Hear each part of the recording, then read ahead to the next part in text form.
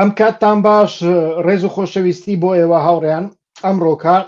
لەگەڵ بەڕێز برێسە ئیسماعیل حەقی باس لە بارودۆخی ڕۆژهەڵاتی ناوەڕاست و کاریگەری ئەو بارودۆخە لەسەر عێراق و کوردستان دەکەین.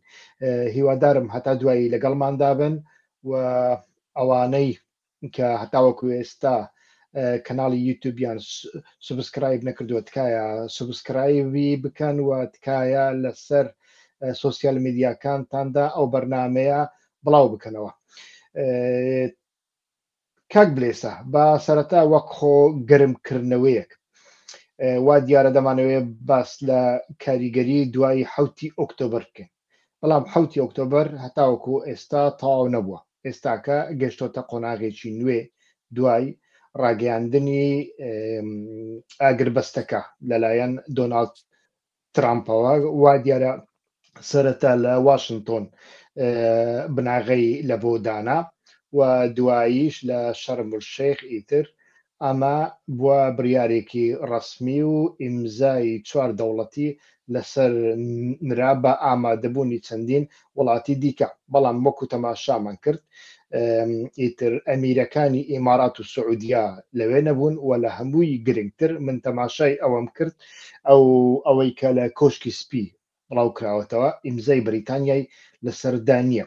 سەرەتا دەمەوێ ئەوە پرسیار بکەم، ئایا بزوتنەوەی فەڵەستینی بەگشتی و بزوتنەوەی جیهادی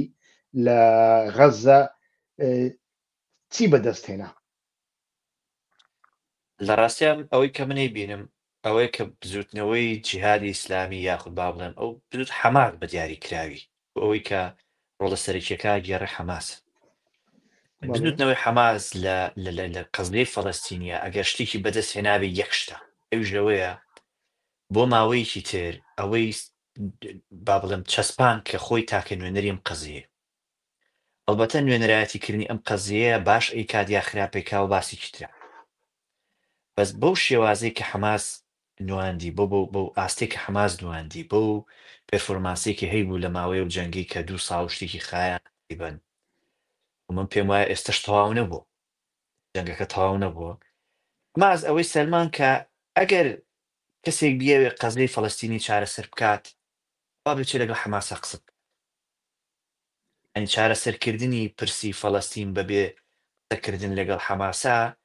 من پێم وایە قسەیەکی ڕاز نییە. یعنی ئەو قسانەی کە هەندێک پێیان وابوو حەماس دەرەنجامە و قەزی فەڵەستینی ئەسڵە و کۆمەڵێک شتی لەو جۆرەیان باسەکردن پێم وایە دەرکەوتوکەوان نییە. ینی حەماس نوێنەری قەزی فەڵەستینی ئێستا بەتح وەکو جاران نەماوە ناتوانێت ئەو نوێنەرایەتیە بکە بۆ پێی کە حەماس تاکەلایەنە زەوی بەدەستەوە بۆ حکومڕانی کردووە لە ئاستی نێودەوڵەتی شارمانە و نەمانەوێت پێکی ئیسلامی هەیە بۆ ئەو قەزەیە. ئەگەر قەزەی فەڵەستینی کێشەی قەزەی ئەوەیە گە تەعاتفی هەیە بێت تەعاتفەکەی ئیسلامیە و لە ئاستی نێودەوڵەتیە هەر لە سەرەتاوە وا بووە، یعنی هەتا لە ئاستە نێودەوڵەتەکە هەندێک جار تەعاتفێکی چەپگرانە هەبووە بە تایبەتی و سەردەمێکە جەبهەی شەعبی و جەماعەتی جۆرج حەبەش و ئەوانە نوێنەرایەتی کیانە کرد. بەڵام ئێستا ئەوە نەماوە کە نەماوە ماس ئەو پۆزیسیۆنی گرتووە و نوێنەرایەتی و قەزیاکە بە تایبەتی لە ئاستە ئیسلامێکە ئەگەر کەسێک بێ ئەم قەزەیە حەل بکات ناتوانێت بێ قسەکردن لەگەڵ حەماسا حەلی بکەێت. ئەی تاکە شتێک حەماس بەدەستی هێنابێ ئەوەیە وەگەرنا ئێمە لە بەردەم غەزەیەکی وێرانین،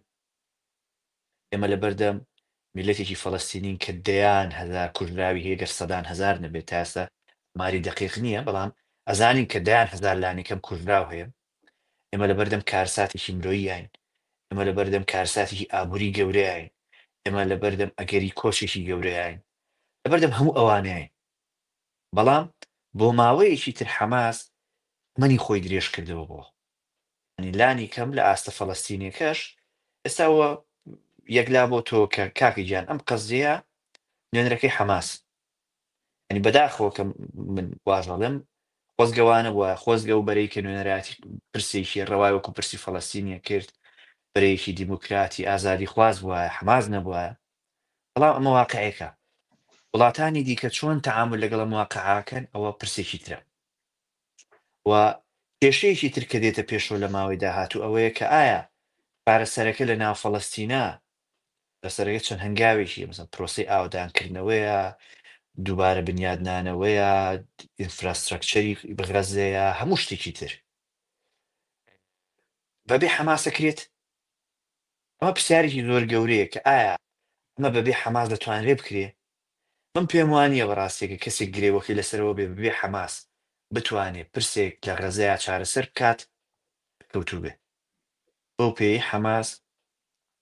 لەم جەنگە کۆمەڵێشتی زۆر گەورەی پیشاندێنی کێگەوەیەکە لانی کەم ئەو جەنگاوەرانی هەیەی کەسانێکی زۆر زۆر ئیدۆلۆژیکن، کەسانێکن بەدڵ باوەڕیان بۆ مەسەلەیە، ڕابەرەکانیان نزیکن لە قەزێکی خۆیانەوە. ینی یەحیا سەنوارمان بینی فیشەکی پێنەما بەدار شەڕی درۆنیە کرد. ئەمە پێیوتین کە ڕابەرانی حەماس کەسانێک نین دوور بن لە قەزی میلەتەکەی خۆیان و بەشێکن لەو شەڕێکی خستویانەتە گەڕ و باوەڕیان بە مەسلەیە هەیە. باش بێ خراپ بێ، ئەمانە جوان بن ناشرین بن، کەسانی دیموکرات بن نادیموکرات بن، بەڵام مە واقعیکە وەک چۆن تەرەفێکی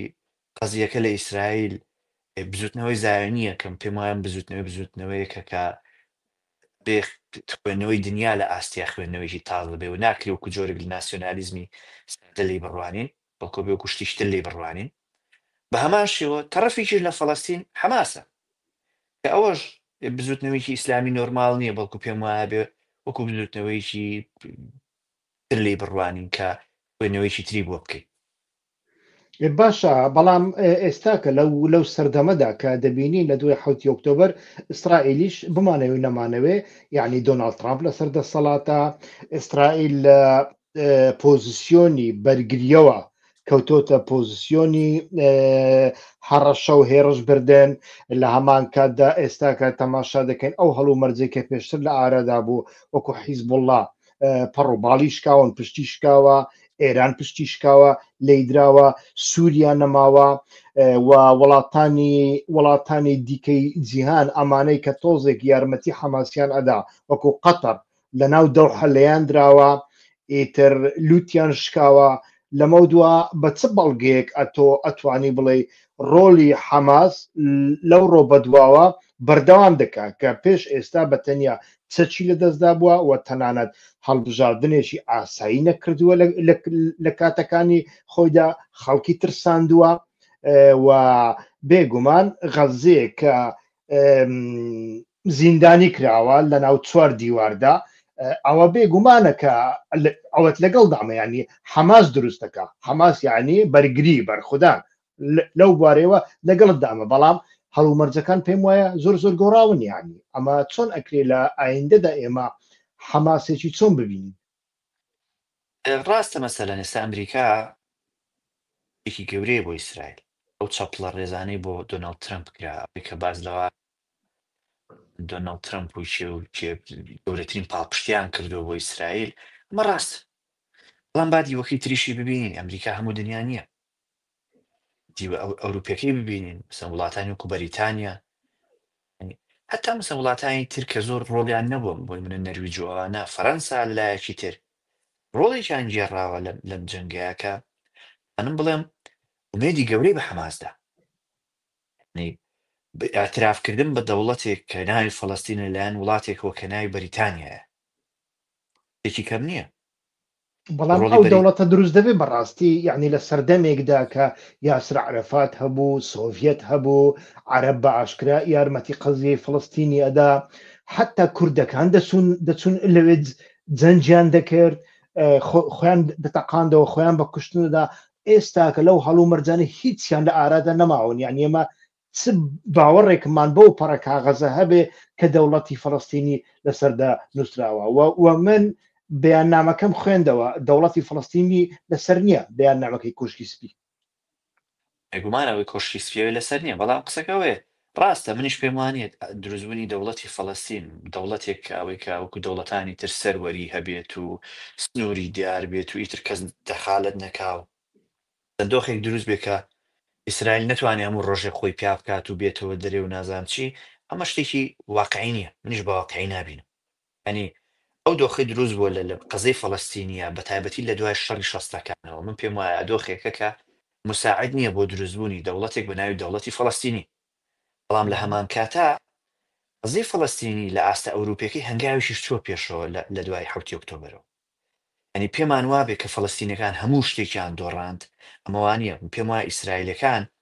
لە ئاستی نێودەوڵەتی شتی زۆریان دۆڕاندووە بەرامبەرەکەی ڕاستە ئەو تەعاتوفەی کە هەبوو بەرامبەر مەسەلەی جوو ئەوەی کە لە دوای 2000ەوە بە تایبەتی تیرۆریزمی ئیسلام کرابوو لە ئەوروپا و ئەمریکا لە ڕۆژئاوا بەگشتی داوای لاتوو بۆ جۆرە نییە ئەوەی کە ئەمڕۆ لە هەر شوێنێکی دنیا باسی جنۆسایت بکەی یەکەم تایتڵ کە دێتە بەرچاوی تۆ غەزەیە یەکەم کەسێک کە باسی تاوانی جەمکەی دێتە بەرچاوی تۆ نەتەنیاهۆیە جاکات بلێستە ناو کەوانەدا بۆی یارمەتی بدەم مەسەنە خەڵکێکی زۆر تەماشای ئالوگۆڕی دیلەکان دەکا بەڕاستی ئەو دیلانەی حەماس کە لە ناو تونێلەکاندا بوون بەبێ هەوا بەبێ لەو وەزع خراپەی غەزەدا یعنی وەزعیان زۆر باشترە لەو دیلانەی کە ئیسرائیل ئازادی کردوون ئەگەر سەرنجت داوێ بەڕاستی ئەوانەی ئیسرائیل ئازادی کردوون یعنی وەکو چی پێ دەڵێن وەکو مردووان یعنی زەعیف لاواز بەڵام ئەمانەی غەزە وەکو بڵێ بەخێو کراون بەڕاستی ئەمەش خەڵک دەیبینێ ها ئەوە شتێکی زۆر جێسەرنجە بەڕاستی بێجگەلەوە لەوە جێسەرنجتر ئەوەیە کە حەماس چۆن توانی لەو مەسافە جوگرافیە زۆر بچووکە ئەو دیلانە لای خۆی بێڵێتەوە بەوەی ئیسرائیل من نەمبیر بەڕاستی ئیسرائیل چەندی لێک ئازاد نێوەی کە بوو کوردرا مثل ئەوانی کە دیار نەماون تاس مثل کوردراون هەندێک گەڵێن بەسەر پەیوەندی بە گروپەکەەوە نەماوە کە بەرپرسیار بوو لە پاراستنی و دیلە مثل ئەوە بۆ خۆی سەرکەوتنێکە بۆ حەماس تۆ بتوانین دیلەکان بێڵیتەوە مانای وایە ئیسرائیل دەستی نەگەشتۆ بە هەموو تونێلەکان و ئەو قوربانی کە ئیسرائیل دای من پێم وایە قوربانیە گەورەکە لە ئاستی مرۆیی نییە قوربانیە گەورەکە لە ئاستی پرستیژی ئیسرائیل لە ئاستی نێودەوڵەتی نیگەیشتە ئەوەی کە تۆ ئەمڕۆ لە دنیاە لە هیچ زانکۆیەکی ئەم دنیا ئیسرائیل ئەو تەعاتوفەی گەورەی جارانی نییە پرسیج وەکو پرسی وەکو پرسە ڕابردووەکە تەمەشا ناکرێ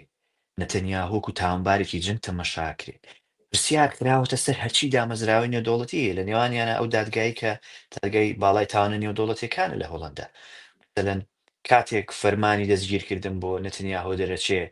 واڵێن ئەم فەرمانە بۆ ئیسرائیل نییە بۆ وڵاتانی ئەفریقایە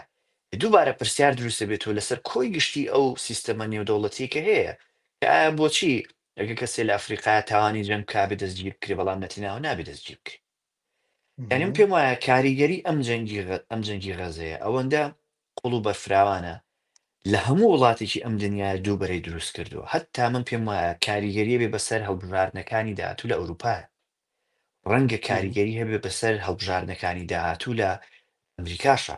نێگە بیخایاندایە لەوە زیاتر لە ئەمریکاشە کاریگەری گەورەیە بوو ئەگەرچی لە ئەمریکا کاریگەریەکە هەمیشە کەمتر بووە پرسی ڕۆژهەڵاتی ناوەڕاست با بڵێم کەمپینی ئەو کەسانی کە چەپگرن لە ئەمریکا زۆر کەمتر خواردوێت بەڵام من پێم وایە ئەو یەکێک لە کاریگەری گەورەکانی کە جەنگی غەزە دروستیەکە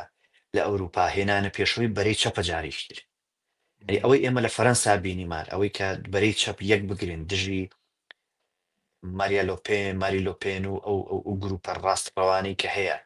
بۆ ئەوەی کێستا بین لە وڵاتانی ئەسکەندینافیا مەسەرەن لە نەرویجا بەرەی چەپجارێکی تر بردیەوە لە کاتێکا وڵاتانی ئەسکەندینافی ماوەی 4 ساڵی ڕابردوو بەرەی ڕاست دەهاتە پێشەوە لە ئیتالیا خۆپیشاندانی زۆر گەورە هەیە لە بەرامبەر حکوومەتی ڕاستڕەوی ئیتالی بێگومانە من ئەو قساناکەم لە کاتێکە خۆم کەسێکم چەپ نیم بێسەر ئیدۆلۆژی خۆم کەسێکی چەپ نیم بەڵام ئەو واقعی کایبینمەوەیە کە ئەمە بۆ بەرهێنانی چەپەکان بۆ پرسی غەزە هەر گەیشتە هەتا ئاستی ناوخۆی وڵاتانی خۆیان ئەوەی ئێستا بەرەی ڕاستی لە ئەوروپا تووشی با بڵم شڵەژان و تووشی مۆقفێکی زۆر محرج کردووە ئەو هەڵس و کەوتانی نەتەنیاهۆیە لەوە زیاتر کەس ناتوانێت دیفاع لە ئیسرائیل بکە تایبەتی وڵاتانی ئەوروپا کە ئیدعای کۆمەڵشتی زۆر گەوریان کردووە گەنجانە بینیت ئەمڕۆ لە هەموو ڕۆژ زیاتر بۆ من ڕۆژانە کاچۆ دەرەوە بەدەیان و سەدان کە دەبیم جامانەی فەڵەستینی لە ملیایەتی سەرەتای 2000ەکان ئەم دیمەنە لە سەرەتای 2000ەکان و لە ئەوروپا نەبینراوە جارێکی ترەی بینیتەوە تەزامن ئەوەی کە من پێم وایە قەزەی فەڵەستینیەکە شانسێکی هەبێ لەو مەسەلەی پەبلیک دیپلۆماسیا بووە بۆ شانسە هەرە گەورەکەیەتی لەو باسی کە دیپلۆماسی هەرە ئاسپەرزەکەی زۆر شکست خوارد بەڵام لەوا جاریشتر بۆ تۆ بە مەوزوع ینی خۆ وڵاتانی ناتوانن خەڵکی خوارەوە تا ئەو ئاستا پشتگوێ بخەن وەک چۆن لە فەرەنسا بینیمان گەیشتە ئاستێک هەموو یەک بگرێن مەسەرەن یەکێ لە مەسەرەکان قزلی فەڵەستین بوو کە پاڵی بە شەپەکانەوەنا گەیشتە ئەوەی کە مەسەر لە مەیدانێکی وکو باستیل وانەیە دووبارە سرودی ئینتەرناسیۆنال خوێنرێتوانە بۆ ئەوەی قەز بەشێکی قزەی فەڵەستینیە لە پاڵ ئەو هەموو مەسەلانی ئەمڕۆ لە ئەوروپا هەیە بۆیە من پێم وایە بەڕاستی ئەوەی کە براوەیە لەم شەڕی غەزا بە دەرەجەی یەک بەرەی چەپە لە دنیاە وەگەر حەماس براوە بێت تەنها لە درێژکردنەوەی تەمەنی خۆی براوەیە پێم وانییە ئیسرائیل براوێکی گەورە بێ وەکۆی زۆر کەس باسێکەکەن بەداخەوە لە کوردستان ئێستا مۆدلێک پیا بۆ کەسانێک پێیان وایە بسن نەتەنیاهۆ فریاد ڕەسی زەمانە و هەموو شتێکی دەمەویست لەسەر ئەوە پرسیارێکت لێ بکەم یعنی بەڕاستی منیش لەو کەسانە تێنەگەیشتومە کە کاردانەوەیان لە بەرامبەر ئێراندا هەیە تێدەگەم کاردانەوەت لە بەرامبەر تورکیا هەیە تێدەگەم دژی سووریای دژی عراقی تێدەگەم لەوەی تەواو ناسیۆنالیستی لەوەش تێگەم بەڵام ئەمانە هەم ناسیۆنالیستن هەم مێژوو نازانن یعنی تۆ کاکە بە مەسعود بارزانیەکەتەوە بە جەلال تاڵابانیەکەتەوە بە عەبدوڵڵا ئۆجەلانەکەتەوە هەر هەمویان جاری یەکەم نانیان لەلایەن بزوتنەوەی فەتحی فەڵەستینی پێدراوە چەچیان لەلایەن بزوتنەوەی فەتحی فەڵەستینی پێدراوە شوێنی خەویان لەلایەن ئەوان پێدراوە من بەخۆم لە زاری عەبدوڵڵا ئۆجەلان بینیومە بیستومە ئەگەر فەڵەستینیەکان نەبوونایە بەڕاستی ئەوان نەیان دەتوانین لە ساڵی هەشتا کلێشێک یعنی کلاشینکۆفێک پەیدا بکەن یعنی ئێستاکە ئەو وەزع چی بەسەر هاتووە یعنی لە ناو کوردە ناسیۆنالیستەکاندا حیساب لە بۆ دایکێک ناکرێت دایکێکی غەزە مناڵێکی غەزە ئاخر دایک و مناڵ کاک بڵێسا ئایدۆلۆژیای نییە یعنی ئەتۆ ناتوانانی مناڵێکی برسی غەزە بە ئایدۆلۆژیایەک ببستیەوە گوایە یاسر عەرەفات کاتی خۆی هەیکەلی سەدامی دروست کردو بەڵام هەمان یاسر عەرەفات کاکە جەلال تاڵەبانیەکەی توی حەواندۆتەوە عەبدوڵڵا ئۆجەلانەکەی توی حەواندۆتەوە پەروەردەشی کردووە هەمان ئەو یاسر عەرەفاتە مەسعود بارزانی لە ڤیەنا ڕزگار کردووە لە مەسەلەی تیرۆرەکە دەست پاسەپۆرتی لوبنانی لە بۆ دروست کردووە کە لە ڤیەنا موسادی ئیسرائیلی ئەیتوانی ئەو کارە بکە بەڵام نەیکرد لە بۆ هاوپەیمانەکەی کە لە ساڵی 60ەکاندا هاوپەیمانی بوو دژی قاسم قسەی دەکرد ئێستاکە من لەو هەستەی کوردە ناسیۆنالیستەکان بەڕاستی تێناگەم کاک بڵێسا من پێم وایە شتێکی زۆر خراپ کە لە دوای ئەتوان بڵێن لە ماوەی 10 بۆ 15 ساڵی ڕابردوو هاتوتە پێشەوە ئەنی تێکەڵاوکردنی ئیسلامۆفۆبیایە بە ناسیۆنالیزمی کوردی ئەمە بە تایبەتی لایەن بەشێکی زۆر لەو ناسیۆنالیستانی کە کوردی ئێرانن هاتوتە باسەکە تەنها ناسیۆنالیستەکان نییە پێم وایە کۆی گشتی بزوتنەوەی کوردی لە ئێرانە بزوتنەوەیەکە کە بۆنی ئیسلامۆفۆبیای لەکەی حتا کۆمونیستیەکەی ناسیۆنالیزمی ئێرانیە ناسیۆنالیزمی شاهنشاهی ئێرانی نییە بێگومان ئەمە زۆر کاریگەرم بۆ پان ئێرانیزمی کە هەیە ئەنیەوە پێم وایە لەوە وەرگیراوە کە پێیان وایە ئیسلام سەرچاوی هەموو نەهامەتیەک ئەڵبەتە ئەوانەی کە بەرەولای چەپ با بڵێم مەسەر لە نمونەی حزبی کۆمونیستی ئێران و کەسانێکی ترە ئەمانە هەموو دەقەی حەز دەکەن بڵێن حەماس تێرۆریستە ئەمە شتێکیان وەرگرتووە کە ئەیانوێ پێمان بڵێن مادام حەماس ئیسلامیەوە جمهوری ئیسلامیش ئیسلامیە ئەبێ ئەمە یەک معامەلەیان لەگەڵا بکەین بیر لەوە ناکەن و کە قەزەیەکی ناوی قەزەی فەڵەستینیە ئەم قەزەیە مەشروعە کەس ساحەبی خۆی هەیە خەڵکی فەڵەستینە گەلی فەڵەستینە بێ بەڕاستی و ئەو حەقە وەرگێتەوە و لایەنەکەی تری کە لایەنە ناسیۆنالیستێکێتی من پێم وایە ئەمە لە سەرەتای هەبوونی و تووشی جۆرێک لە تەوهم بووە هەمیشە بە دوای سپۆنسەراگەر یعنی پێی وایە ئەبێ دەرچەیەک بدۆزێتەوە بۆ یەکێک سپۆنسەری بکات و شتێکی بۆ دروستکە من زۆر جار گوێیان لێگرم لەو کەسانە شتیانە خوێنمەوە مەسەلان باسی شتی غەریب عەجیب بکەن یەکێ لەوانە ئەوەیە بەسە چاوەڕوانیان ئەوەیە کە نەتەنیاهۆ بێت دەستکاری نەخشەی ڕۆژهەڵاتی ناوەڕاستیان بۆ بکە دەوڵەتێکی کوردستانیان بۆ دروست بکات گەورەتر بێت لەو ئیسرائیلی کە نەتەنیاهۆ خۆی هەیەی یعنی هیچ کەسێک ئەگەر بەڕاستی منطقی بیرکاتەوە شتیوا ناچی بە عەقڵیە یعنی ئەگەر ناتەنیاهۆ بتوانێت ئەمە بکات بۆ خۆی ناکە بۆ تۆیەکە یاندێن بەراوردی وەزعی سوەیدا دەکەن وەزعی دروزەکان دەکەن ئەڵێن ئەگەر ئێمەش وەکو دروزیەکان بکەین یعنی ببینە پرۆکسی ئیسرائیل دێ ڕۆژێک لە سەرمان دەکاتەوە بەڵام کاکە دروزەکان پێیان ئەڵێم وەزعیشی جیاوازیانی ئیسرائیل کە بەرگری لە سوێدا دەکا بەرگری لە سنووری خۆی دەکا ئیسرائیل کە بەرگری لە دروزەکان دەکا بەرگری لە دروزەکانی خۆی دەکا کە لە سەدانەوەتی لایەنگری حیزبی لیکودی ئیسرائیلین و لە سەتا دەیان فەرماندەی سەربازی ئیسرائیل یعنی لەناو کوردە ئەتۆ چێت هەیە ئیسرائیل بۆ ئەوەت بۆ بکە وەڵا وا بزانم غەزەبی ناسیۆنالیستەکان لە کاک بلێسایدا کاک بلێسا دەنگت نەما هیوادارم بگەڕێتەوە کاک بلێسا وەڵا ڕۆی وابزانم غەزەبی ناسیۆنالیزمی ئێرانی لێدا هەر جارێک کاک بلێسا باسی ناسیۆنالیزمی کوردی ڕۆژهەڵات دەکا شتێکی وای بەسەردێ کاک بلێسا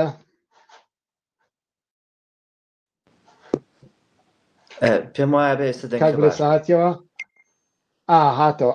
ئەوە تۆزێک غیبەتیشمان کردی گوتمان غەزەبی ناسیۆنالیزمی کوردی ئێران لێدای دیسا ڕۆیشتەوە دیمەنەکەت نەما دەنگی من ئێستا باشە کاکیوە دەنگت باشە و دیمەنیش باشە دەی چەند دەنگی تۆم بۆ نایەت بەڕاستی ئێستا دەنجی من چۆنە دەنگم نایە لای توێ کاک بلێسا لای من دەنگ باش هیچ کێشە نییە دەنگەکەی تۆم بۆ نایەت هەوڵەدەم چاکی بکەم بە هەر جۆرێک بێت چاک بکە و هەوڵ بدە قسەی خۆت بکەی بەڵێ بینەرانی بەڕێز لەگەڵ کاک بلێسا بەردەوام دەکەین بەڵام تکایە ئەوە لەوانەیە ئەوەش کێشە بێ بۆ من و بۆ کاک بلێسا کە من ئەو چی پێ دەڵێن ئەوە کاک بلێسا هاتەوە کاک بلێسا دەنگم دێ ئێستا دەنگی تۆ دێت باشە کاک بلێسا هیوادارم لە غەزەبی ناسیۆنالیزمی کوردی ئێران لی نەدابی هەر جارێ باسییان دەکەی تووشی کێشێک دەبین کاکە هاوڕێیان لەسەر فێسبوک وەرنە دەرەوە تکایە ئەو پەخشە بە تەنیا لەسەر ئەوە دەکەم ئەوە چییە منیش ناتوانم ئەو پەخشە هەوڵەدەم بە تەنیا لەسەر یوتیوب بێت تکایە کاک بلێسا تۆ بەردەوام کە فەرموو ینی کێشەکە ئەوەیە ئەم بەڕێزانە خەیاڵێکیان هەیە بە دوای سپۆنسەر ئاگەڕێن وەڵا کاک بلێسا دیسا ڕۆیشتی براوە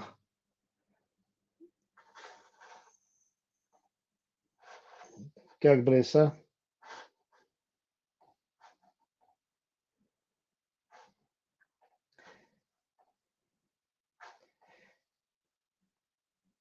کاک بلێسا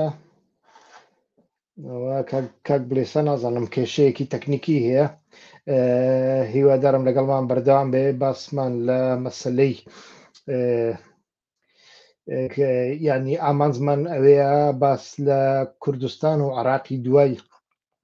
حوتی ئۆکتۆبەر بکەین بەڵام ویستمان لە غەزەوە دەست پێ بکەین کاک بلێساوە کێشەی ئینتەرنێت هەیە لەواچی کێشەیەک لای منەوە هەبێ بەرحاڵ فەرموو بەردەوامکە جا باسەکەەوەی ئەم بە ڕێزانە یانوێت نەتەنیاوە دەوڵەتیشیان بۆ دروست بکات کام دەوڵەتە نەتەنیا خۆی بۆ خۆی پێ دروست ناکەی ئەوەندە بە دوای سپۆنسەر ئاگەڕێن بە دوای ئەوە ئاگەڕن کە کەسێ بێ سپۆنسەریان بکە بزوتنەوەکەیان سپۆنسەر بکە پەنایان بردۆتە بەرەوەی کە بیانۆ هێنەوە بۆ ئەو جینۆسایدەی لە غەزە هەیە ینی کەسێک یەک تۆز بە ویژدانەوە زەڕەیەک لە قانون بزانێت زەڕەیەک لە مافی مرۆڤ بزانێت باوەڕی بە دیموکراسی هەبێت تەنانەت باوەڕی بە ئازادی هەبێت باوەڕی بە ماف هەبێت هەتا باوەڕی بە مافی چارەی خۆنووسین هەبێت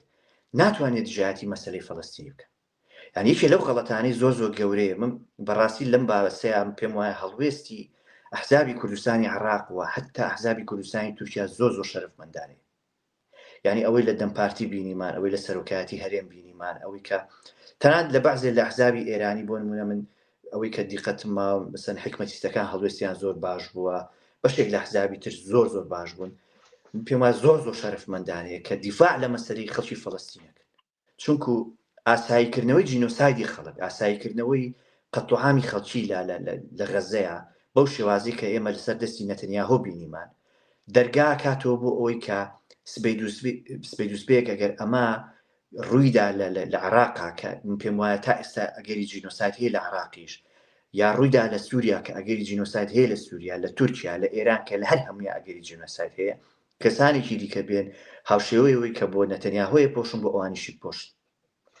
بۆیە ئاساییکردنەوەی جینۆسایت نەک هەر غەڵەتێکی گەورەی بزوتنەوەیکی کوردی بیکا یا بزوتنەوەیکی چەپگر بیکا لە دنیا بەڵکو پرۆتەستۆکردنی پاڵپشتیکردنی مەسەلەی گەلانی ژێردەستە بە تایەکی لەوانە گەری فەڵەستینە ئەرکیەکە بێ خەڵکی کورد زۆر پاڵپشتی لێ بکات کە خەڵکی کورد لە مەسەلەی چارە نووسان نزیکترین کەسە لە خەڵکی فەڵەستینەوە هیچ نزیکاتێک من نابینم بەڕاستی لەنێوان مەسەلەی یەهود و مەسەلەی کورد کە ئەڵێم نزیکاتی نابینم باسی ئەوە ناکەم کە ئێمە نابێ بەڕاستی دۆست بین ئێمە توانین دۆست بین ئێمە لەگەڵ ئیسرائیل توانین پەیوەندیمان هەبێت مەگەر چێ شاردوێتەوە بۆ نمونە بزوتنەوەی کوردی پەیوەندی لەگەڵ ئیسرائیل هەبووە بە درێژایی مێژووی بوو چێ شاردوێتەوە مەسەن بزوتنەوەی کوردی پەیوەندی لەگەڵ فەڵەستین نەشا هەبووە مەسەلەن بزوتنەوەی کوردی پەیوەندی نەک تەنها لەگەڵ یاسر عەرەفات و مەسەلەن حرەکەی تەحریری فەڵەستینی لەگەڵ مەسەلەن جەبهەی شعبی کە جۆش حەبەش ڕابەرایەتی کرد پەیوەندیشی زۆر نایابی هەبوو سەمامجار پەیوەندیشی نایابی هەبوو مەسعود بارزانی کاک مەسعود پەیوەندیشی نایابی هەبوو ئۆجەلان بەرز ئۆجەلان پەیوەندیشی نایابی هەبوو لەوێ هەتا مەشق و ئەوانە لەوێ بووە هەی بە نمونە مەسەن وەزیری پێشمەرگەی ئێستا مەشقی لەژێر دەستی چەکدارە فەڵەستینیەکانی جەبهەی شعبی دیوە تۆ ناکرێ بە ڕاستیەکەی بیت ئەمە بڵێ هیچ پەیوەندیمان نەبووە ئەبێ ئێمە بین دژایەتی خەباتی گەلی فەڵەستین بکەین بۆچی لەبەرەوەی ئێستا دۆناڵد ترامپ دژی مەسەن لایەنگری نەتەنیاهۆی دۆناڵد ترامپ هەرچەند لایەنگری نەتەنیاهۆش بەڵام ئیشی تۆ نییە بچی لایەنگری لەم باسە بکەی چونکو ئەمە بە تایبەتی لەو حازینە ئیقلیمی کە ئێمە هەمانە لەو دەوروبەری ئیقلیمی ئێمە هەمانە ئێمە قازانجمان نێلەوە بەن ئەمە یەک دووشتی تریش باس بکەم مەسەلەی سوێدا جیاوازە لە مەسەلەی کورد لە سووریا بەڵێ باکوور و ڕۆژهەڵاتی سووریا بوو ئەویش بۆ ئیسرائیل گرنگە بەڵام سوێدا سنووری ئیسرائیلە یعنی پێگەی سوێدا بۆ ئیسرائیل هەمان پێگەی سینای سینا چەندێک گرنگە کابێ شوێنێکی داماڵراو لە چەک بێت و نازانم چی بێت و هیچ گروپێکی چەکداری تیانە بێت بە هەمان شێوە سوێدا وایە و ئەوانەی لە سوێدان خزمیان لە ناو ئیسرائیل هەیە و پلەدارن بەڵام ئەوە لە باکوور ڕۆژهەڵاتی سووریا بۆ جۆرە نییە شتێکی تر ئەگەر بێت و مەسەلەی کورد لە تورکیا من پێم وایە ئەمە کەسانێکی زۆر تەپڵی ئەوە لێدەن بە ئیسرائیلەوە ببەسترێتەوە کە من پێم وایە ئیسرائیل جەنگەکانی داهاتوو یەکێکیان لەگەڵ تورکیا یعنی نازانم ڕەنگە 20 ساڵی تر بێ 30 ساڵی تر بێ بەڵام پێم وایە ئیسرائیل و تورکیا درێژمەودا ئەبن بە دوژمنێکی زۆر سەرسەختی یەکتری وەکەوەی کە ئێستا ئێران و ئیسرائیل هەن ئەگەر بەڕاستی حرەکەی کوردی لە تورکیا خۆی بخاتە باوەشی ئیسرائیلەوە من پێم وایە ئێمە ڕوبەڕووی جینۆساید دەبینەوە و ئەگەری جینۆساید لەو مەسەلەیە هەیە و ئەساسەن یەکێک لەو سەبەبانی کەم بۆ خۆم کاتی خۆشی پاڵپشتیم لەو هەنگاوانە بۆ مەسەلەی بانگی چارەسەری دیموکراتی کردووە ئەوە بۆ کەم پێم وایە خەتەرێکی جینۆساید هەیە ئێمە پێویست ناکە خۆمان بکەین بە ئەرمەنیەکانی 1950 زۆر زۆر مەترسیدارە چۆن ڕوسیا دیفاعی لە ئەرمەنیەکانی 1950 پێ نەکرا کە لە 1898 تۆ قەتوعام کران تا 1950 و دواتریش هەندێک کرا بە هەمان شێوە ئیسرائیل ناتوانێت ئێمە پارێزێ نەخیر یعنی ئەو دۆخە ناشپارێز ڕاستەکەی باشە بابینە سەر ناوچەکەی ئێمە ئەوە دیارە لە عێراقدا لەو بینەدا ئیتر بڕیاری هەڵبژاردن درا لە چ کاتێکدا دەکرێت و لە هەمان کادا حکوومەتی هەرێمی کوردستان و بەغدا بە هەر شێوەیەک بێ بەر لە هەڵبژاردنەکە ڕێککەوتن ئەمەیان تا چڕادەیەک درێژە دەکێشێ بەڕاستی لای من هێشتا پرسیارە یعنی دوای هەڵبژاردن ئیتر بەغدا و هەولێر دیسا دەکەونەوە ناو ململانێ یان ئەمە پەیوەندی بەو شەپۆڵانەی تەوژمەکانی ئیسرائیل و ئەمریکاوە هەیە لە ناوچەکە و لە دژی ئێران ئەمەشیان بەڕای من جێگەی پرسیارە بەڵام سەرەتا دەمەوێت بە پرسیارێک لەوە دەست پێ بکەن. جاران تۆ زۆر باوەڕت بە هەڵبژاردنەکان هەبوو بەردەوام خەڵکت هاان ئەدا بس لە سەر سندوقەکانی دەنگدان لەو هەڵبژاردننی عراقیشدا هەمان شت دەکەی کاک بلێسە. وەڵا کاکیوا من هەمیشە پێم وایە خەڵکە بێ بچێ بۆ دەنگدان، یعنی کللتوری بایکۆت کە هاتووە، من پێم وایە کللتورێکی بێمانای ئەحزابی ئێرانیە هێنراوەتە ناو کوردستانی عراقەوە و کللتورێکی پرۆپوچە بۆ ناسیاسیکردنی گەل. یعنی من پێم وایە لە هەر شوێنێک هەڵبژاردن هەبوو کە لەبەرێک لە دیموکراسی هەیە، ناڵم دیموکراسی تەواو هەیە، بەڵام لانی کەم چرخەیەک هەیە تۆ توانی بیگێڕیت و ئەم کە لەبەری پێ فراوانکەیت و دیموکراسی پێ فراوانکی. بۆیە زۆر زۆر گرنگە خەڵک بەشدار بن لە هەڵبژاردن. من تەنانەت لە ئێرانیش لەگەڵ بەشداری خەڵکم لە هەڵبژاردن، لە تورکیەش لەگەڵ بەشداری خەڵکم لە هەڵبژاردن زۆر زۆر دژی کللتوری بایکۆت. ینی پێم وایە مەسەلەی بایکۆت هیچ ئەنجامی. دکتۆر محمود عوسمان لە لێدوانی دواییدا ئەڵێتن لە عراقدا هەڵبژاردن بە تەنیا بۆ ئەوانەیە کە پارە و چەچیان هەیە. باشە ئەوانەی کە پارە و چەچیان نەبوو باشە، بەس خۆ بایمە ئەمریکا بە نمونە بێنین. لە ئەمریکاش مەسەن هەڵبژاردن بۆ ئەوانەیە کە پارەیان هەیە. ئەخر سیستەمی دادوەریش هەیە لەوێ لە عراق ئەمە هەیە. ئەوە ڕاستە، بەڵام ئەم مەسەلەی دیموکراسی بۆ من مەسەلەیەک نییە کە بڵێن خاڵێکە و ئێمە گەیشتوینێتی. مەسەلەی دیموکراسی ڕەوتێکە کە هەمیشە بەردەوامی هەیە. دیموکراسی تا ئێستا لە تێڕوانی منەوە پرۆژەیەکی تەواو نەکراوی مۆدرنیتێ، دیموکراسی بە مانای ئەمڕۆ، بۆیە هەمیشە تەتەورەکات. هەنی وەکو چۆن مەسەن لە دەورانی پێش مۆدرنیتە، دەورانی یۆنانی کۆناوتوانە پیاوێکی سپی پێستی خاوەن نەسەبی وەجاخزادەی دەوڵەمەند بووی هەیە دەنگ بدا و خۆی هەڵبژێری، دوای وتوانە بەس پیاوێکی سپی پێستی خاوەن نەساب، دوای وتوانە بەس پیاوێکی سپی پێست، دوای وتوانە بەس پیاوی کێشە نییە، جاوتوانە ژنیش دەتوانێت دەنگدا. ئێستا ئەم ڕۆمن و تۆ هاوڵاتیش نەبین لە هەندێک شوێنە بۆ هەندێک هەڵبژار نەتوانین دەنگ بدەین، توانین دەنگ بدەین لە هەڵبژارنی شارەوانەکانە. مەسەل دیموکراسی ئاوا پێشەکەوێت، یعنی شتێک نییە بڵێن ئێمە گەیشتین و بۆمان هاتووی هەڵدەی باباریکەین. ئەم تێڕوانینەی کە هەندێک ئەحزاب پیان وایە کە ئەبێ دیموکراسی هەموو کەس یعنی دیموکراسیەکەی عراق وەکەوەی سوید بێ، وانە. من لە چەند وڵاتێکا ژیاهم لەم تەمەنە کەمی خۆما بۆم دەرکەوتۆ کە دیموکراسی لە زۆر شوێنە ڕەوتەکەی جیاوازە لە شوێنێکی ترە، بەڵام ئەوە خەڵکە سوود لەوە وەرەگرێت کە دیموکراسیەکە پێشەخە. یەک نمونەی تر بەلای منەوە زۆر زۆر گرنگە کاکی وایە، ینی تۆ ڕم بێکم باشتر لە من بیرت بێ. ئەڵبەتە ئەمە بووە ئەو برادرانی کە سەر بە پارتی کرێکاران دیفاعن لەم مەسەلەی بکردایە، بەڵام بەداخەوەوان نازان بۆچی، بەڵام نازان دیفاع لە شتی خۆیان بکەن. دەوران مەبەستە چیە کە دیفاع لە چی بکەن؟ بەس دیفاع لەو تەوەجوهەی کە خەڵک بەرەو کێبڕچەی دیموکراسی هەم بدەیت. ئێوان بەشداری دەکەن لە تورکیا لە هەموو هەڵبژاردنەکان وەکو بانگەشە تا ئێستا نەیانتوانی و لە خەڵک بگەێنن کە ئەمە تێڕوانی ئەوانە، بە تایبەتی بۆ عراق، بۆ ئێران، بۆ شوێنی تر. ینی مەسەلا دەورانێک پارتی کرێکاران باوەڕی وابوو مامۆستایەک کە لە قوتابخانەیەک ئەواناڵێت و پیاوی دەوڵەتە وەکو دژمن تەمەشا بکەین. قوتابخانەیە گەب لە گوندێک دروست بکرایە وەکو پێگەیکی دەوڵەتی تەمەشاک. دوایی کە مەهدیزانە و خەتیب دیجلە و ئەوانە هاتنە ناو پرۆسی هەڵبژاردن وردەوردە، من پێم وایە عەبدوڵڵاجەلان یەک کاری زۆر گرنگی کردێژۆ بۆ ئەوانەی تەخوین نەکرد، نەیکردن بەجاش، نەیکردن بەجاش، نەیودەمانە جاش، بەڵکو وردە وردە ڕێگەشی بۆ کردنەوە. دەی ئەمڕۆ لەو سیباقە دیموکراتی کە لە تورکیا هەیە پێگەی کورد نەچۆتە پێشەوە؟ بەڵێ. دەی مەسەلەن لە عراقا لە ئێرانە بە هەمان شێوە ناتوانێت زیاتر بچێتە پێشەوە؟ بەڵام پەکەکە لە عراق و لە ئێران لە ژێر کاریگەری ناسیۆنالیزمی ئەو ناسیۆنالیزمی کە ئەتۆوتت لە ماسکەی کورد، بەڵام ناسیۆنالیزمێکی ئێرانیە لە ژێر ئەو کاریگەرەدای خیتابی پەکەکە و لایەنگرەکانی و جەماوەرەکەی و مێدیاکەی و کۆنگری نەتەوەیەکەی و حتا بەشێک لە کۆنسەی سەرۆکایەتیەکەشی وایە.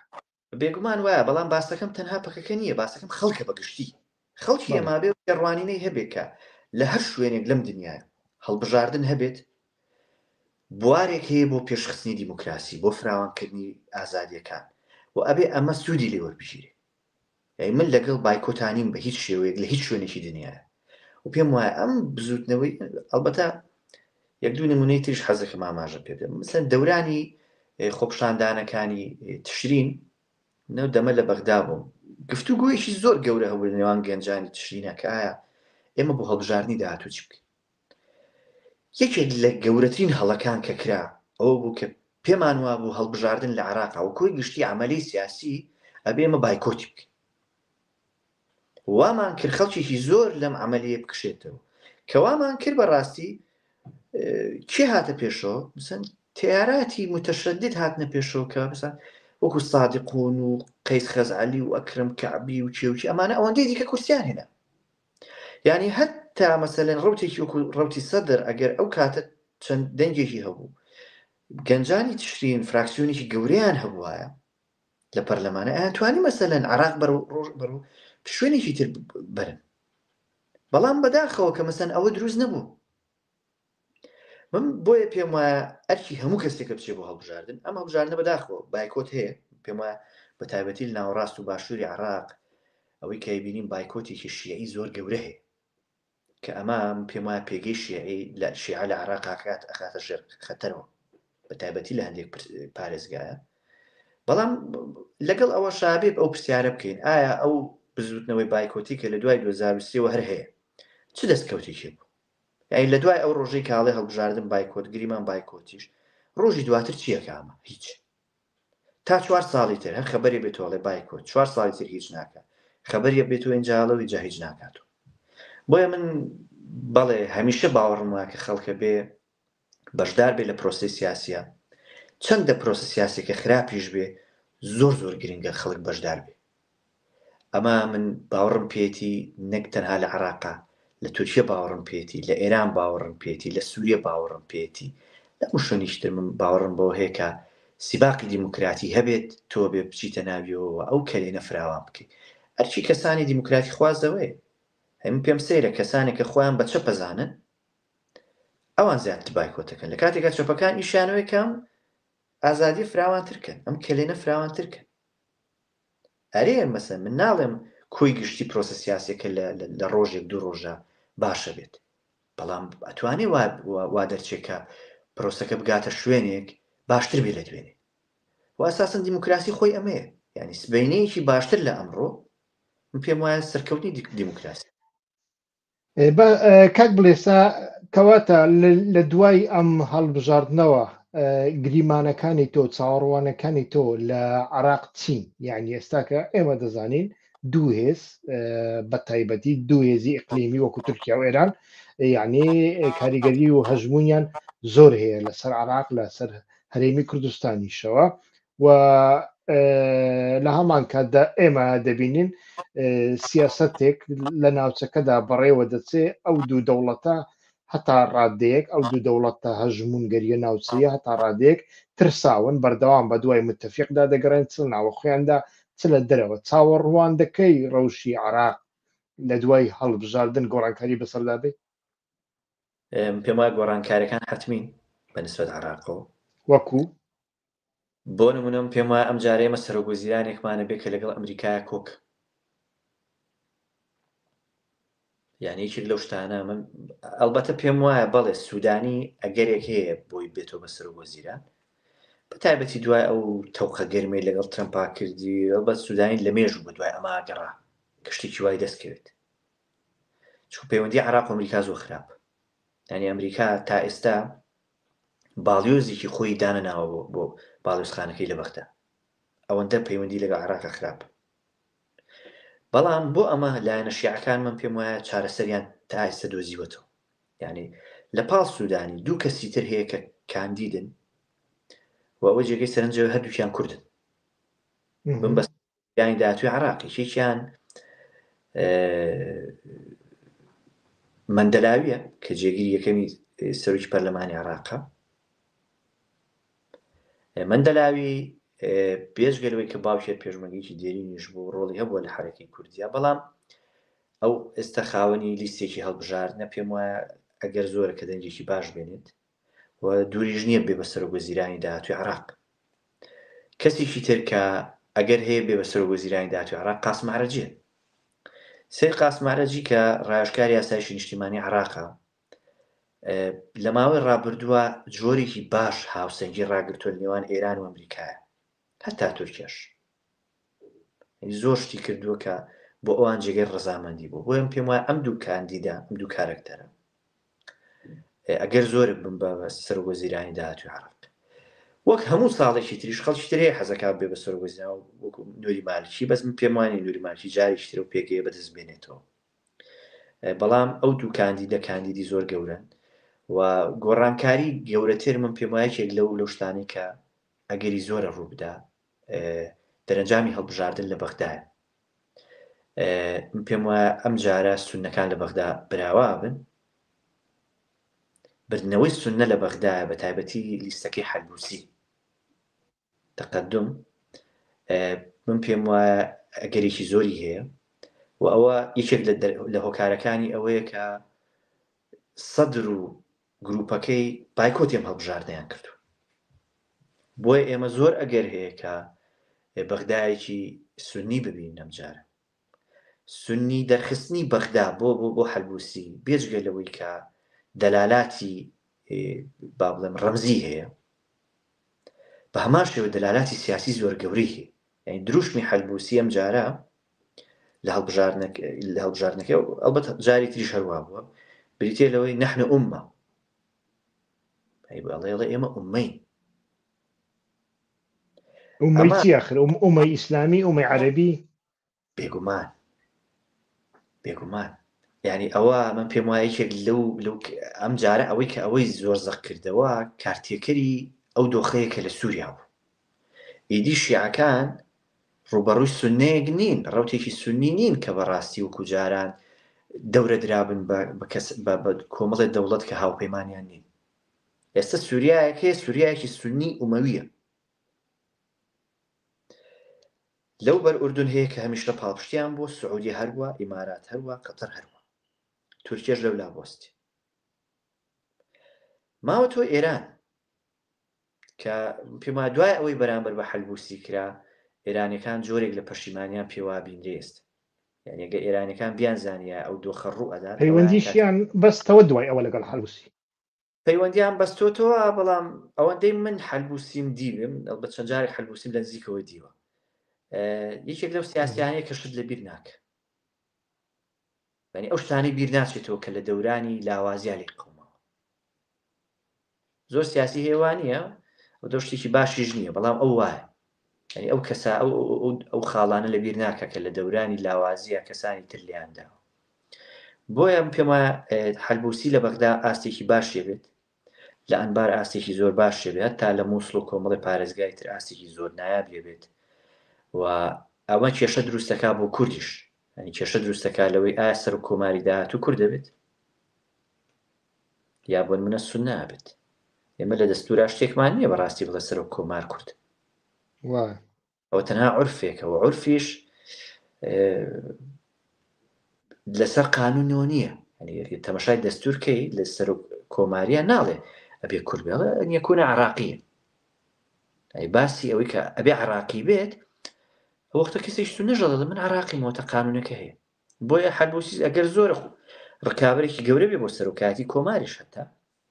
ئەمە گەر خۆی بێت بێژگەلەوە ئەڵبەت کێشەی هەیە لە کێشەکانەوە حکومی دادگای فیدرالیە، دادگای اتحادیە کە ڕەنگە بێ بە کێشە. بەڵام حەلبووسی براوەیەکی گەورە بێت لەم هەڵبژاردنە. ڕکابەرەکەی کە خەمیس خەنجەر و ئەو تەحالوفەیەتی پێم وایە ئەوانیش دۆخیان خراپ نابێت، ئەوانش بای خۆیان کورسێ هێنن. لە ناو شیعەکانە لیستەکەی سوودانی پێم وایە لیستی هەرە گەورە بێت. ئێمە ئەلبەتە بەداخەوە خەڵکی ئێمە زۆر ینی دڵای نییە لەسەر ئەوەی کە لە بەغدا گوزارێ. سەردەمی سوودانی پێم وایە سەردەمی بەرەو پێشچوونێکی گەورە بۆ لە بەغدایە. ڕەوتێکی لە هەموو باشووری عێراقدا ڕەوتێکی ئاوەدانکردنەوە ئەعماری زۆر گەورە هەبووە. تەلەڤیزیۆنە کوردیەکان نیشان نادەن بە ئەنقەست. بەڵێ ینیەوە بەداخیشەوە کە مەسەڵەن هەمیشە تەلەڤیزیۆنی کوردی پێمان بڵێ هەولێر و سلێمانی لە بەغدا باشتر. نازانم ئەمە بۆچی یەکەن کە شتێکی زۆر خراپە. بەڵام ئەوەی کە من هەستم پێکردەوەیە کە ڕەوتێکی ئاوەدانکردنەوە دەستی پێکردووە کە زۆر فراوانە و زۆر خێراش بەڕێوە چووە. ئەو پرۆژەی پرد و ڕێگا و بان و ئاوەدانکردنەوەی کە لەو شارانە بووە کەم نەبووە. بۆیە من پێم وایە کە سوودانی محەممەد شیع سوودانی لیستەکەی براوا بێت بەڵام ئاسان نییە سەرۆک وەزیران هەر سوودانی بێت ئەمە بەنسبەت سوودانی نوری مالکی پێم وایە ئەویش لیستەکەی لیستێکی براوەیەکی لە براوە گەورەکانە بێت بەنسبەت فەسایلی مسلح وەکو بەدر و مەسەلەن حتا سادقون و ئەوانە من پێم وایە ئەوان لە پلەی سێما ڕەنگە بێت ڕەنگە لە پلەی سێما لە ئاستی شیعی بێت لە ئاستە کوردیەکەی من پێم وایە بەپێ ئەوەی کە جارست ئەڵبەتەوە بۆ هەموو عێراقی ژوایە لە عێراقام پێم وایە چانسی کاندیدە سەربەخۆکان زۆر کەمە لەبەرەوەی سیستەمەکە سانلێگۆی 1.7 ئەو چانسی سەربەخۆکان زۆر کەمەکە وەکو جاری پێشوو نابێت ئێمە لە هەڵبژاردننی جاری پێشوو ژمارێکی زۆر کاندیدی سەربەخۆمان بینی و هەندێکیان دەریش جارە بەو شێوەیە نییە بەڵام ئەم جارە بەهۆی سانلێگۆم پێم وایە حزبە گەورەکان دەنگی زۆرە بن وم پێم وایە پارتی بە هەمان شێوە هەر یەکەمە بێتەوە یەکێتی هەردووەمە بێتەوە ئەوەی کە زۆر زیانمەند دەبێم پێم وایە ئەو لیستانی وەکوونەوەی نوێ و بەرەی گەلم پێم وانیە کورسێکی ئەو تۆ بێنێت ڕاستی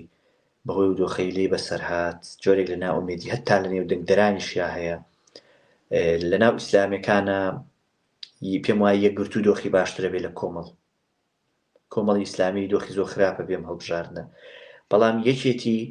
پێم وایە چێکەبیت لەو ئەبێ بۆ حزبەی کە ئەم هەڵبژاردنە وکو هەڵبژاردننی هەستانەوەی خۆی بینێت بە هەمان شێوەم پێم وایە دۆخی پارتیش دۆخێکی خراپ نابێت ینی پارتی ئەو کورسیانی کە جاری پێشووی هێنابووی پێم ئەم هەڵبژاردنە ئەگەری زۆرە بهێنێتەوە ئەگەر زیادیش ئەگەری ئەوە هەیە پارتی وێچێتی لەگەڵ لایەنێکی عراقی تەحالف بکەن ئەوەی من هەستی پێیەکەم کردویانە ینی تەماشا من پێم وایە پارتی وێچێتی ڕێکەوتنێکیان هەیە لەگەڵ ئەو تەحالفی ئەوەی کە ئێستا پێڵێن ئیتاری تەنسیقی ئەلبەتە ئەم لیستە جیاوازانەی کە من ژماردم هێشتا هەر بەشێکن لە ئیتاری تەنسیقی دوایی هەردێنەوە حەلبوسی بەڵێ ینی ئەمانە هەردێنەوە ناوی ئیتاری تەنسیقی ڕێکەوتنی ئیتاری تەنسیقی ڕێکەوتنێکی زۆر جێگەی سەرنجاڵێ ئەگەر نەماتوانین ڕێکەوین بە یەک لیست بەشدار بین یا بە یەک دەنگ بەشدار بین ئەچین بە فرەیی بەشدارە بین بەڵام دوایی هەردێنەوە لە ناو پەرلەمان یەک دەگرینەوە ئێستا پێم وایە شیعەکان یەکەگرنەوە لە چوارچێوەی ئیتاری تەنسیقی یەکەگرنەوە و پێم وایە حزبە کوردیەکان ڕێکێش کەوتون دووشت زۆر جێگەی سەرنجە مثلا دروشمی یەکێتی لەم هەڵبژاردنەوەیە کە هێزی تۆین لە بەختە وەکو تەنانەت وەکو هەڵبژاردنەکەی کوردستانیش گەرم گۆڕنی یەکێتی یعنی ئەو هەڵمەتی مایک بە ئەرزدادان و هات و هاواری کە جاری پێشووی ئەمە لە یەکێتی بینیمان سەنایبینی سەم پارتی دروشمەکەی ئەوەندەی دیکە جێگەی سەرنجە سازان یعنی ئەو پارتی کە لە ماوەی ڕابردووە بەشی زۆری گلەیەکان لەسەرەوە بووکە بۆچی لە بەغدایە بە ئاراستەی ڕێکەوتن ناڕوە ئێستا هەر دروشمەکەی ڕێکەوتنە کەواتە جۆرێک لە ڕێکەوتنی سەرەتاییان هەیە ئەم هێزانە بۆیە من پێم وایە قورس نابێت ینی ئەو کورسیە نییە کە هەیە ڕەنگە کۆمەڵێک عەرقەلەی تەکنیکی بێتە پێشەوە مەسەلەن چەند بدرێ بە فڵان و چەند بدرێ بە فیساروانە بەڵام بۆ بابەتەکەی تر من پێم وایە تەنانەت ڕێکیش کەوتون کە چۆن ڕێککەوت لە داهاتوە کێوکێ بەشدار بێ لەو هەڵبژاردنە ئەوەش ڕێککەوتون لەسەری کاک بڵێسا شیمانەی چ دەکەی بۆ ڕێککەوتنی هەولێر و بەغدا بە تایبەتیش لەسەر پرسی موچە و وابزانم مەسەلەی نەوت ئیتر جارێکی تر گەڕانەوەی نییە ئیتر کەوتە دەستی سۆمە و ڕێگای سۆمەوە ئیتر دەفرۆشرێ و زۆربەی وڵاتان و هێزەکانی هێزە نێودەوڵەتیەکانیش ئەمەیان پێخۆشە ئیتر بەڵام لە بۆ مەسەلەی موچە چاوەڕێی دەکەی گۆڕانکاریەک ڕوو بدە لە دوای هەڵبژاردن لە عێراقی ئایندەدا و ئەگەر ئەمە ڕوو بداوەیانیش ئەگەر بێت و سونیەکان وەکو جەنابەت شیمانەت بۆ کرد لە بەغدادا سەرکەوتنیان بەدەستێنەوە پۆستی گرنگیان وەرگرتن ئەمە گۆڕانکاریەک لە پەیوەندی کوردەکان لەگەڵ شیعەیان لەگەڵ سونە ڕوودەدا ئەوەی چێک لە خاڵە هەرە گرنگەکانم پێم وایە کورد و سونە لە ماوەی کورد و شیعە لە ماوەی داهاتوە زۆر لە یەک نزیکە بنەوە و ئەم نزیکبوونەوە لە ئێستاشەوە هەستی پێکرێ دوای 7 ئۆکتۆبر و ڕووداوانی کە ڕوویدا من پێم وایە ئاراستەیەکی شیعی هەیە لە ناوچەکە بۆەوەی با ئێمە لەگەڵ کوردان ڕێککەوین چکو تەوژمیشی سونی زۆر بەهێز هەیە بۆیە ئەوەی کە بینمەوەی کە لە ساڵی داهاتووە بە دیاریکراوی لە دوای نەورۆزی داهاتوە باوا بڵێن ئیتر ڕوو نەبێتەوە شتەکان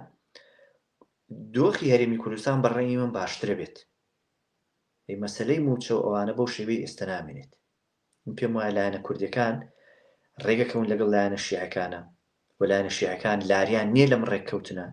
چونکو ئەو نەتیجەیە کە لەم هەڵبژاردنایە بینین دەرکەوتنی غوڵێکی سونیە لە عێراق یعنی نەتیجەی ئەو بایکۆتی کە هەیە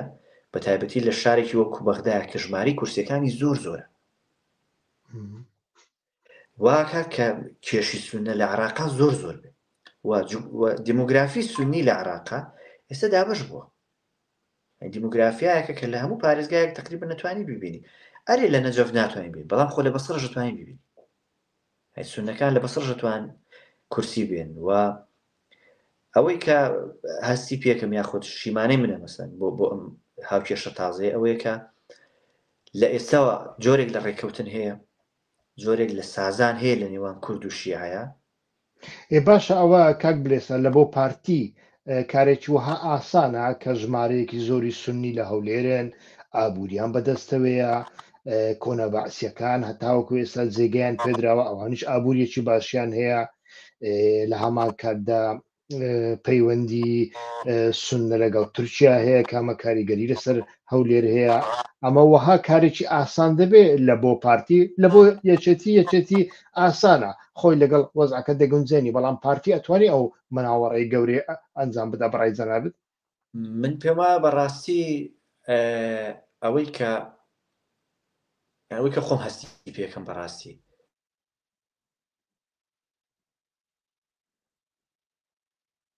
بەڵێ کاک بڵێسە دیسە وە بزانام کێشەیەکی تەکنیکی هەیە دێتەوە لامان پەلەمەکەن هاوڕێیان ئێستا کاک بڵێسا دەگەڕێتەوە و کاک بڵێسا زۆر بە جوانی باسی لە بۆچوونەکانی خۆی کرد باسی لە شیمانە و گریمانەکانی خۆی کرد لە دوای هەڵبژاردن کە ئەگەری زۆرە کوردەکان لەگەڵ شیعە ڕێک بکەون چونکە تەوژمێکی سنی لە ناوچەکە لە ئارادایە ئەوە کاک بڵێسا گەڕایەوە کاک بڵێسا کاک بڵێسا هاتیەوە بەڵێ بەردەوامکە ئەم پێم وایە بەڕاستی بەرژەوەندیەکانی لایەنە شیعەکان لە هەولێرە کەمتر نین لە بەرژەوەندی لایەنە سونیەکە ئێمە نەک لە هەولێرە لە سلێمانی و لە دووکی ژوایی یعنی ئەگەر ئێمە پێمان وابێ ئەوە پارەی سونەیە لە هەولێرە گەڕێمە غەڵەت و هەتا بەنسبەت تورکیا من پێم وایە فۆکەسی تورکیا لەسەر عێراق نەماوە بۆ شێوێ جاران فۆکەسی تورکیا لەسەر سووریە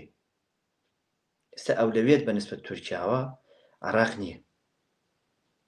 ئەوە لە ترسی ئیسرائیلە بێگومانە ئەوە باسێکە و بەجێهێشتنی عێراق بۆ ئێران لە لای تورکیاوە جۆرێک لە تاکتیکێکە بۆی کە لێگە ڕێبام شەڕ لە نێوان ئەوان و ئیسرائیلە لە عێراقا دروست بێ ینی هەتا ئەوەی کە وتم کەسانێک دێنە پێشەوە کە نێوانیان لەگەڵ ئەمریکا باش بێت بۆ ئەوەیە کە ئەو هێرشە چاوەڕوان کراوەی ئیسرائیل ڕوونەدات یانێگە بەم شێوەی ئێستا عێراق بەڕێوە بچێ بەوەی کەم هەموو میلیشیات چەکدارە هەموو هێزە چەکدارە ئەوەی کە حەشتی شعبی و شێوەی ئێستا مامەڵە بکە من پێم وایە عێراق ئامانجی داهاتووی ئیسرائیلە بۆیە شیعەکانیش نایانەوێت ئەوە ڕووبدا شیعە لە عێراقا 100 ساڵی ڕێک چاوەڕوانی کردووە تاوەکو دەسەڵاتی گرتووەتە دەست یعنی دەسەڵاتی ئێستای شیعی لە عێراقا 100 ساڵی پێچووە تا گرتووەتە دەست پێم وانییە ئامادە بێ ئاوە بە ئاسانی دەستی بدە بەداخۆ زۆر جام پێم وایە هەندێک کەس با بڵێم تەخمینی زۆر هەڵاکەن بۆ ئەکتی شیعی لە عێراقا کە پێیان وایە شیعەکان هەموو شتێ بەدڵی ئێرانەکەن وانییە من ئاوا نایبینم کە هەموو شتێ بە ئارەزوی ئێران بێ بەڵکو وای بینم کە شیعەکان لە عێراقا ئەیانەوێت بارودۆخەکە بە جۆرێک بێت کە دەسەڵاتیان لە عێراقا پارێزراوە ئەو دە ساڵ ئەوە دووبارە ناکەنەوە لە 2023 بەسەریان هاتووە تا 2023 بۆیان زۆر گرنگە شتێکە ئەلبەتەوە پۆل برایمەریش باسێکە لەیەکی لە چاوپێکەوتنەکانیاڵێ لە کۆبوونەوەی یەکەمم لەگەڵ لایەنە عراقیەکانە ئیبراهیم جەعفەری لێ بووە پێم وتومە پێم وایە تۆ لەوە تێگەی کە شیعەکان ئێستا کاتێتی ئەو هەڵەیە دووبارە نەکەنەوە کاتی خۆی مەرجعیەتی شیعە لە عراقا فتوای داوە دژی هێزەکانی بەریتانیا و حرامکردنی سیاست سەرێکی بۆ لقاندم شیعەکان باش لەوە تێگەیشتون کەی تر کاتی ئەوە نییە ئەو یاری لەگەڵ ئەمریکا و غەربا بکەن بۆ جارێکی دیکە ئەم پێگەی ئێستا هەیەە کە پێگەی زۆرینەیە هەرگیز لەدەست خوای نادەن هەتا لە ڕووی استراتیژیە و بەنسبەت ئێرانەوە عراقێکی شیعی باسێکی زۆر گرنگە یعنی عراقێکی شیعی دەرگای ئێرانە پارێزێت لە هەموو مەدێکی عەرەبی هەتا عراق شیعی ئەگەر ئەمریکاییش بێ تەنانەت ئەمریکاییش بیانی هەتا عراق شیعی بێ هیچ لایەنێکی عەرەبی ناتوانێت هێرش بکاتە سەر ئێران تا ئەو دقەیە یعنی وەک چۆن بۆ ئیسرائیل سرۆیدا مهمە بۆ ئێران عراق مهمە ئەو قوڵای استراتیژی کە ئێران لە عراقا هەیەی بە جۆرێکە قابلی تەنازل نییە بۆیە بینیمان ئێران ئەتوانێت تەنازل بکە لە غەزا تەنازل بکە لە سووریا توانێت بیکە هەتا لە یەمەنیش دەتوانێت بیکە بەس لە عراق کردوێتی تا ڕادەیەکی زۆر کردوێتی بەڵام لە عراقا ئەمە ڕوو نادات بۆ نمونە نفوزی ئێران لە عراقا تەنها نفوزێکی سیاسی نییە نفوزێکی کللتوریە بەشە کللتوریەکەی بەشی هەرە زۆری ئاینیە مەذهبیە کەمە ئاسان نییە مە سەدان ساڵە دروست بووە یعنی تۆ ملیۆنان کەس دەبینی لە عراقا تەقلیدی مەرجعیەتی خامنەییەکە خۆ تۆ ناتوانین پێیان بڵێ ئێوە بەم شێوەیە بێتە شەیوع بکە ئەمە باسێکی ئاینیەوە تەقلیدی ئەو مەرجعاکەن کەم نینەوانە بە ملیۆنان کەسن هێزیان هەیە پارەیان هەیە بەشێکی دەوڵەتیان لەبەردەستایە یعنی هەتا وەکو گێڕانەوەی مەجارێکیان چوومە بێرۆی یەکێک لەو سەرکردە شیعیانەی لە عراقا هەیە وێنەیەکی خامنەییم بینی لە ئۆفیسەکەی وێنەیەکی خامنەییم بینی وتم ئێوە باسی واکەن کە عراق وڵاتێکە و یەک پارچەیە و نازانم چی ئەم وێنەیەتان بۆ دانەوە پرسیارێکی زۆر جێگەی سەرنجی لێکردم وتی باشە لەناو بازاڕی سلێمانیە وێنەی قازی محەممەدی لێ نییە منیش بەڕاستی نەمزانێت چۆن جواب بم لە هەولێرە شەقامی قازی محەممەد هەیە ئەوتی بەنسبەت منەوە خامنەی مەرجعی تەقلیدە من تەقلیدی ئەوەکە کابراوای پێوتم بۆیە ئەو هێزە ئەو نفوزە ئێرانیە ناکە ئێمە بەکەمی بینی و ئێران بە هیچ جۆری تەنازل لەمە ناکە ئەگەر ئێران ئیسلامیش نەبێت یعنی گریمان حکوومەتی ئێستای ئێران بڕوخێ ئێران بێتەوە بە شاهانشایی ناوی لێنەی بێ بە کۆمۆنیستی ببێ بە جمهوری ببێ بە هەر شتێک بێ بە دیموکراتی تەنازلکردن لە عراق بۆ ئێران خەتێکی سوورە یعنی ئەگەر ئێران تەنازل بکا لە عراق ئەبێ بەڕاستی شەڕ لە محەممەڕە و لە عەبادان و لە سنە و لە سەردەشت بکە بۆیە ئەو قەدر و نادات بۆیە ئەو تەنازلە ناکات بۆیە من پێم وایە ئێرانەکانیش لەوە تێگەن کە بەڵێ ئەبێ تەفاهمیان هەبێ بۆی کە شیعە لە عراقا بمێنێتەوە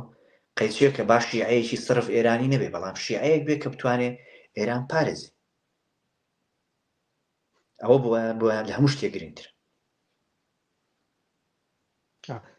کاک بڵێسا بە دەدەقەی دوایی لەسەر ڕەوشی کوردستان قسە بکەین وا دیێرە من ئەو پرسیاری کردم وەڵامەکەیم بە تەواوەتی وەرنەگرتەوە ڕەوشی موچە و چارەنووسی کوردستان بەرەو کوێ دەچێت کە تەماشا دەکەین ئەوە موچەکە لێگەڕێ هیچ ئیسیکرارێکی تێدا نیە لە هەمان کاتدا لەو ماوەی دواییدا وەبەرهێنەرێکی زۆر ئەوەندەی من زانیاریم هەیە وەبەرهێنانەکانیان دەگوازنەوە لە بە تایبەتی لە هەرێمی کوردستان هەڵدێن ڕادەکەن مەسەلەی حقوق و قانون و ئەم جۆرە شتانە لەلایەکی دیکە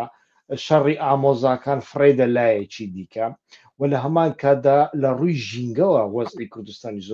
زۆر بەرەو خراپی دەچێت کە ڕۆژانە بەڕاستی مەترسیەکانی باران نەبارین و وشکە ساڵی ئەمانە لایەکدانیانی ڕۆژانە بەبێ حیسابکردن بۆ هیچ شتێک هەزاران هێکتار مەتر بە تۆنی دەخرێتە سەر، یعنی بە شێوەیەکی زۆر بێویژدانانە خان و عیمارات و پرۆژەی بێمەعنا ئەنجام دەدرێن.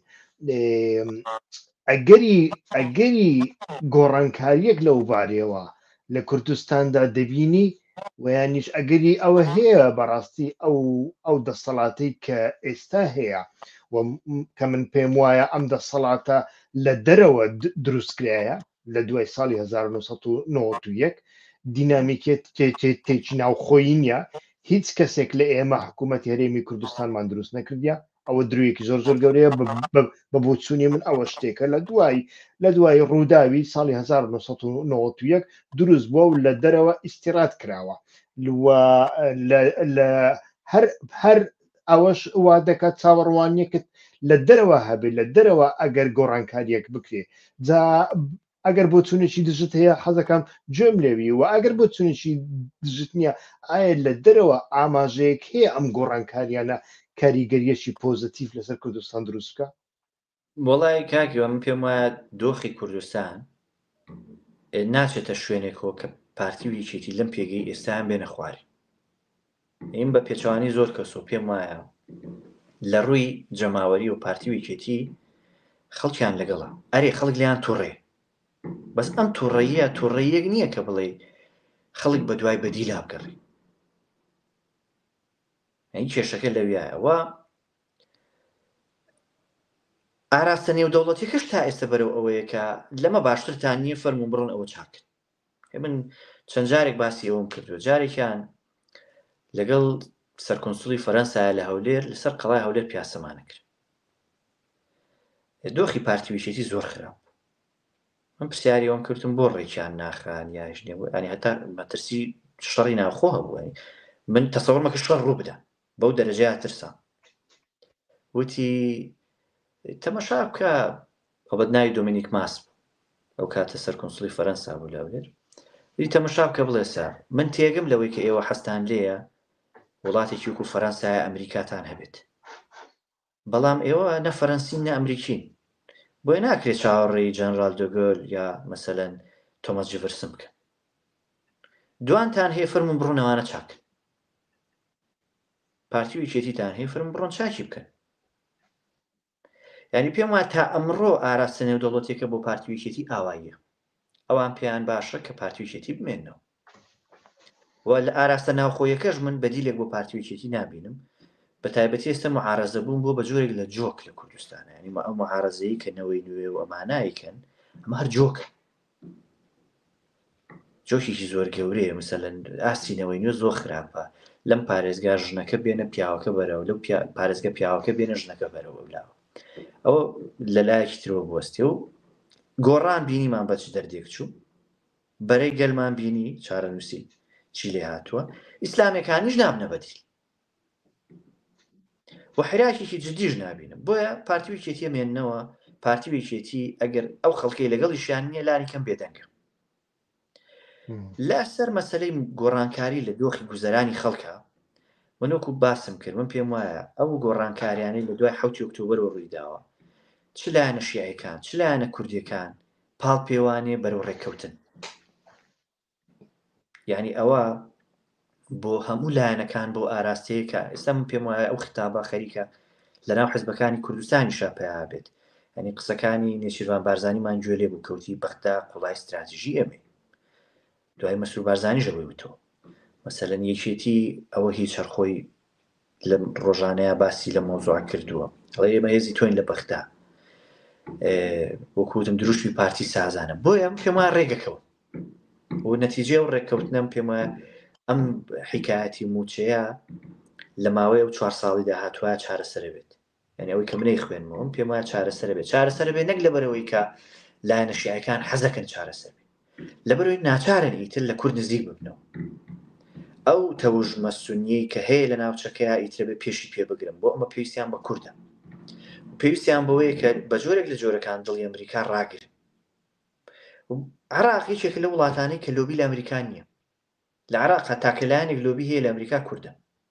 خراپە لۆبیەکەی بەڵێ بەڵام هەیەی لۆبیەکی هەیە و توانێتی مەسەن کۆمەڵێک کار بکات و بۆیە بۆی زیاتر زیان نەدا لە لایەنە شیعەکان پێم وایە شیعەکان بەرەو ئاراستین کە کورد ڕێکخێن لەگەڵ خۆیانە مەسەلەی موچەکە چارەسەرەکەن هەتا پێم وایە گۆڕانکاری لە بابەتی بودجە ئەوانە ڕووەدا بەرەو باشترە چێت لە ئاستی ناوخۆیش پێم وایە پارتی وێکێتی ڕوو لە ڕێکەوتنیکی استراتیژی نوێیەک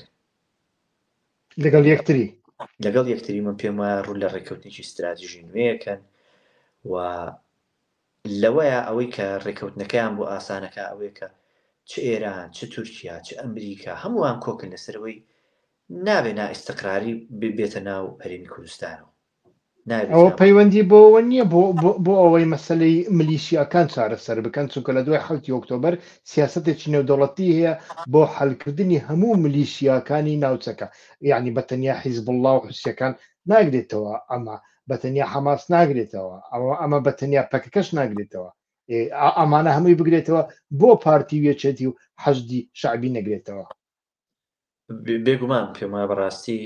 مەسەلەی یەخستنەوەی هێزی پێشمەرگە ئەوانە ئیدی لە قۆناغی چارەنووسازی خۆیەتی کا ببیکەن پارتی وێچێتی نەیکەن پێم وایە نەتیجەکەی زۆر خراپە بەڵام سەرباری ئەوە شتێک کە منەمە ئاماژەی پێوەم ئەوەیە کە